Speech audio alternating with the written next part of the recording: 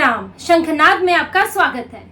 लोकसभा चुनाव की 99 सीटों पर उछलने कूदने वाली कांग्रेस ने राज्यसभा चुनाव से पहले ही हथियार डाल दिए हैं। कांग्रेस ने इतनी भी हिम्मत नहीं दिखाई कि बीजेपी को चुनौती दे सके। जीतना तो दूर की बात है, उम्मीदवार तक खड़ा नहीं किया। कांग्रेस ने पहले ही हार मान ली और ये हार मानी है राजस्थान और हरियाणा में। कांग्रेस ने हरियाणा में जहां भी चुनाव होने वाले हैं, जहां माना जा रहा था कि विधानसभा चुनाव से पहले जो राज्यसभा चुनाव है वो एक सेमीफाइनल है, उसमें शक्ति प्रदर्शन होगा कि कौन उसमें अपना उम्मीदवार जिता ले जाता है। और ये सीट भी कांग्रेस की थी, दीपेंद्र हुड्डा की सीट थी, लेकिन कांग्रेस इस सीट पर चुनौती देने लायक भी नहीं रही और उम्मीदवार उतारने से मना कर दिया। कांग्रेस ने घोषणा कर दी, बहुत पहले ही घोषणा कर चुकी है और अब कोई उम्मीदवार भी नहीं उतारा है कि वो राज्यसभा चुनाव में लड़ेगी ही नहीं, क्योंकि उसके पास संख्या नहीं है। वहां की जेजेपी जो दुष्यंत चौटाला है वो कांग्रेस से बार बार कह रहे हैं कि आप चुनाव लड़िए, लेकिन कांग्रेस को हिम्मत नहीं आ रही है कि वो चुनाव में अपना उम्मीदवार खड़ा करे। तो यह दीपेंद्र हुड्डा की सीट जो राज्यसभा की सीट थी, अब वो लोकसभा चले गए हैं, वो कांग्रेस के हाथ से निकल जाएगी।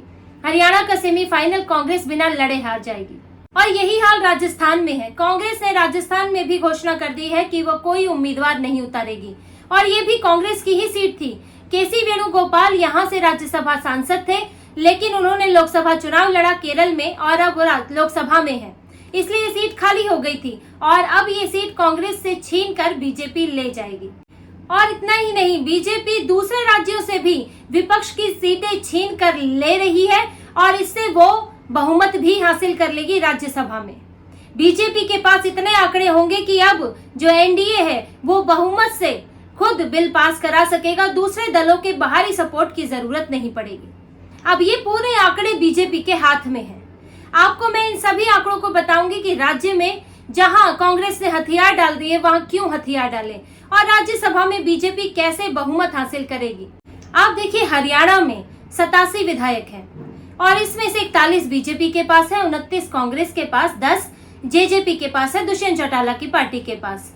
इसके अलावा एक आईएनएलडी का विधायक है, एक हरियाणा लोकहित पार्टी गोपाल कांडा है, उनके विधायक हैं और जो 5 हैं वो निर्दलीय विधायक हैं। अब 41 में से बीजेपी को 2 और का समर्थन मिलता है, गोपाल कांडा का समर्थन, और एक निर्दलीय है रावत, उनका समर्थन बीजेपी के पास है, नयनपाल रावत, और बीजेपी के पास 43 की संख्या हो जाती है। अब कांग्रेस को अगर हम मान लें कि आईएनएलडी का समर्थन भी मिल जाता है तो एक सीट के साथ 30 होते हैं और इसके अलावा अगर उनको निर्दलीय भी अगर दे दें, वैसे बड़ा मुश्किल है, तो उनको मान लीजिए 4 निर्दलीय भी मिल जाते हैं तो 34 होते हैं। अब जेजेपी की बात करते हैं। जेजेपी की पार्टी टूट चुकी है, दुष्यंत चौटाला, उनकी माताजी और एक और विधायक बस उसमें बचे हैं। उसके अलावा 7 विधायक जेजेपी छोड़कर चले गए हैं, जिनमें से एक कांग्रेस में जा सकते हैं और बाकी के बीजेपी में जा सकते हैं। करीब 6 और विधायक बीजेपी को वहां से मिल सकते हैं।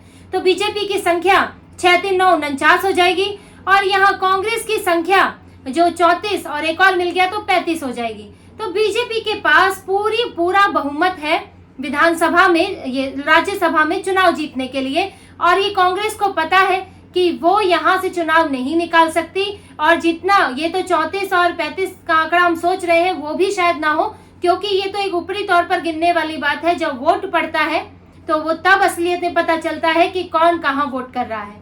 तो इसीलिए कांग्रेस जो है अपनी फजीहत नहीं कराना चाहती। कांग्रेस नहीं चाहती कि वो बीजेपी से हारी हुई दिखे, ऐसा कहीं हेडिंग बने कि बीजेपी से हार गई कांग्रेस। इसीलिए दबे छुपे चुपचाप एक मीडिया में बयान दे दिया कि हम उम्मीदवार नहीं उतारेंगे, उम्मीदवार उतारा ही नहीं ताकि चर्चा कम हो।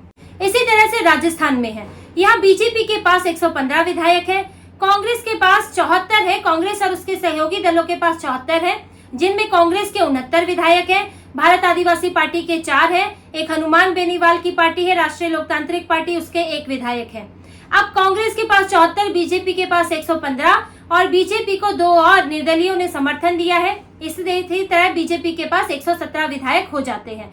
तो बीजेपी यहाँ से आसानी से एक राज्यसभा की सीट आराम से जीत सकती है और ये बात कांग्रेस को पता है, इसलिए कांग्रेस यहाँ फजीहत नहीं करना चाहती। अब आप देखिए, बिहार में 2 सीटें हैं, जिसमें से एक में बीजेपी ने उतारा है अपना उम्मीदवार और एक में उपेंद्र कुशवाहा को खड़ा किया है। अब इसमें से एक सीट राजद की है, मीसा भारती ने खाली की है, और एक सीट बीजेपी की है। अब यहाँ से राजद की सीट को भी खतरा है। बीजेपी ने उम्मीदवार उतारा है और ये उम्मीद बताया जा रहा है कि बीजेपी यहाँ से जीत सकती है, संख्या बल उसके पास है और क्रॉस वोटिंग भी हो सकती है। उड़ीसा में जो बीजेपी की उम्मीदवार है ममता मोहंता, वो पहले बीजेडी में थी, उन्होंने बीजेडी से इस्तीफा दिया, राज्यसभा की ही वो सांसद थी और अब वो बीजेपी में है। और क्या, क्योंकि वहां बीजेपी अभी चुनाव जीती है, उसके पास काफी विधायक है, तो वहां से बीजेडी की सीट बीजेपी ले जाएगी। तो बीजेपी विपक्ष की सीटें छीनकर अब यहाँ राज्यसभा में बहुमत पाने वाली है। और आप देखिए असम का आंकड़ा है, असम में बीजेपी की सरकार है, वहां पर 2 उम्मीदवार उतारे हैं, जो बीजेपी की ही सीट थी वो जीत सकती है। त्रिपुरा में बीजेपी 1 उम्मीदवार उतारा है, वहां से जीतने की पूरी संभावना है, सरकार है। इसके अलावा आप देखिए महाराष्ट्र में वहां से 2 सीटें हैं और दोनों में से अभी 1 उम्मीदवार उतारा है, एक पर शायद अजीत पवार को जगह मिल सकती है, वहां पर भी बहुमत का आंकड़ा बीजेपी के पास है। और मध्य प्रदेश में तो बीजेपी के पास है ही, सरकार ही बीजेपी की है और कांग्रेस का सुपड़ा साफ है। तो कांग्रेस को अब लोकसभा में पहले मुंह की खानी पड़ी, तो अब राज्यसभा की बारी है। और जो बात होती थी कि अब बीजेडी साथ नहीं देगी या फलाना पार्टी का समर्थन नहीं मिलेगा, तो अब बीजेपी इससे मुक्त होने वाली है और पूरे एनडीए के पास बहुमत आने वाला है।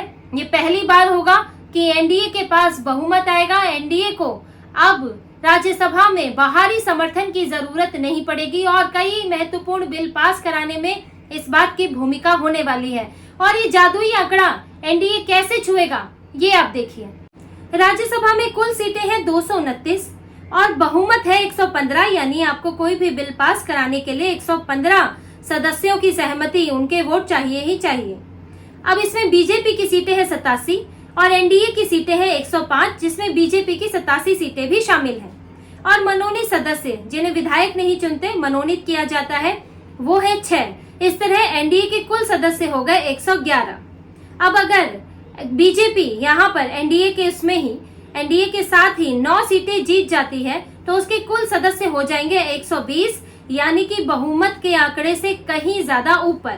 तो अब 3 सितंबर को होने वाले राज्यसभा चुनाव के बाद बीजेपी के लिए बड़ी खुशखबरी इंतजार कर रही है। इसके जो एनडीए सहयोगी है, उनके साथ बीजेपी बहुमत का आंकड़ा छू लेगी और राज्यसभा में उसके लिए आगे कोई बिल पास कराना आसान होगा।